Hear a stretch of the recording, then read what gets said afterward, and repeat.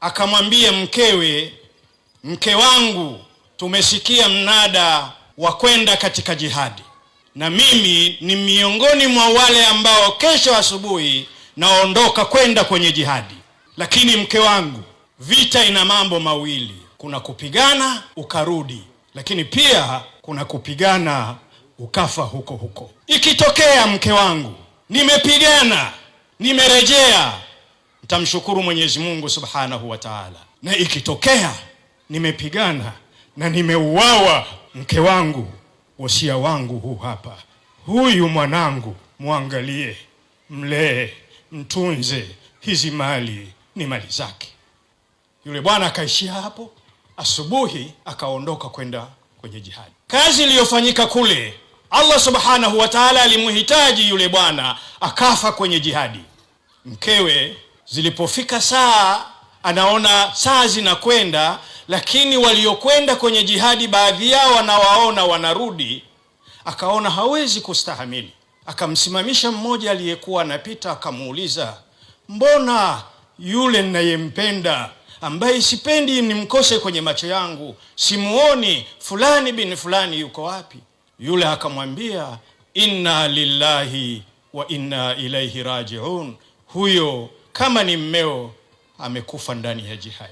Wakati anaelezwa maneno haya huyu mama, mwanae yuko hapo hapo, ndipo mtoto aliponyanyuka akainua mikono yake akamwambia Mwenyezi Mungu, na kuomba unijalie katika watu wenye subra.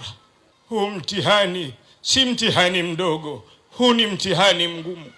Ndugu zangu, yule mama akawa mjane, lakini na yule mtoto akawa ni yatima. Zikapita siku, miongoni mwa masiku yule mama akapata bahati ya kupata nusra.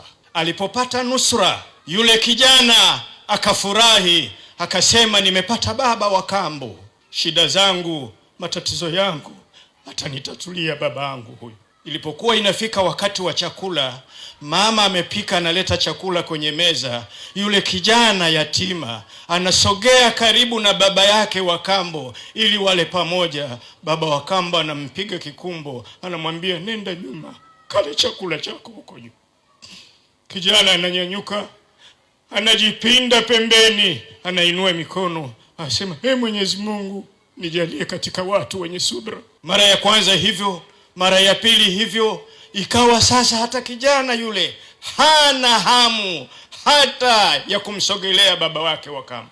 Hali imekuwa hivyo, mtoto ananyanyaswa na mama anaona, lakini afanyeje? Mpaka ikafika siku moja mama akaona bora amtoe mwanae akae kwa wajomba zake. Akamwambia mwanae, mwanangu, nenda kwa wajomba zako, katulie huko. Akaingia jikoni, akachukua tende kama 2-3 hivi, akampa mwanae, akamwambia, hizi utakula njiani ukienda kwa wajomba zako.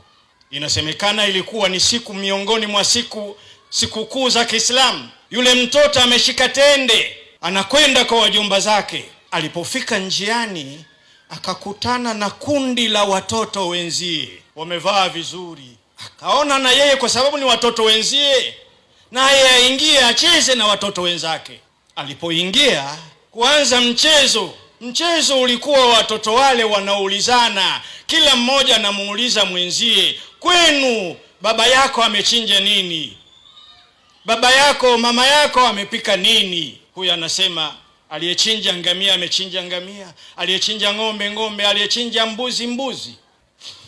Yule kijana yeye aseme baba amechinja nini. Hiyo hali ikamfanya yule kijana ajitenge pembeni, aanze kulia, amkumbuke baba yake, na ndani ya moyo anasema, lau baba angekuwa hai na mimi ningesema leo baba amechinja nini.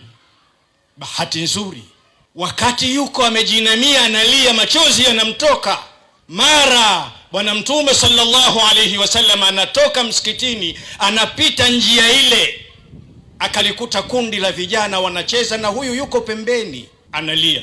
Akafika Mtume sallallahu alayhi wasallam, akamshika yule kijana, akamuinua, akamuuliza, wewe mbona unalia na wenzio wanacheza? Kwa nini uchanganyiki na wenzako?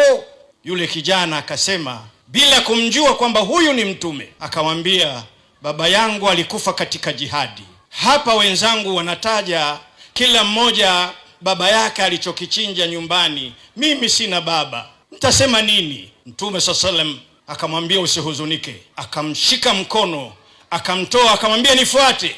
Yule kijana akamfuata Mtume sallam. Njiani akamwambia, wewe si umesema huna baba? Basi Muhammad sallallahu alayhi wasallam atakuwa baba yako. Akampeleka mtoto yule mpaka nyumbani kwa Sayyidina Ali karamallahu wajha. Akamwambia Fatima, huyu ni ndugu yako, mpeleke bafuni akoge. Chukua nguo wanazozivaa kina Hasani na Hussein, mvalishe na mpe chakula wanachokula Hasani na Hussein.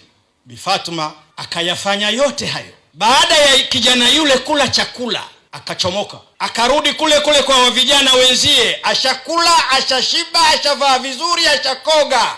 Akawakuta vijana nao bado wanaendelea kucheza. Wale vijana wakashangaa, mara ya kwanza wewe ulikuwa unalia, sasa mbona unacheka, unafurahi? Akawaambia, ndiyo, mara ya kwanza nilikuwa sina baba, sasa mtume ni baba yangu. Mara ya kwanza nilikuwa sina dada, sasa Fatima ni dada yangu. Mara ya kwanza nilikuwa sina ndugu, sasa Hassan na Husaini ni ndugu zangu.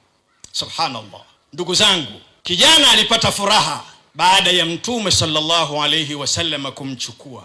Wako vijana wengi ambao wanahitaji kuwekewa furaha ndani ya nyoyo zao, na wanaotegemewa kuwapa furaha vijana hawa ni sisi. Ndugu zangu, niwaombeni, ukifika wakati wa kuwapa furaha vijana hawa, basi tuweke furaha ndani ya nyoyo zao. Mwenyezi Mungu atusaidie na atukubali tuingize furaha katika nyoyo za mayatima.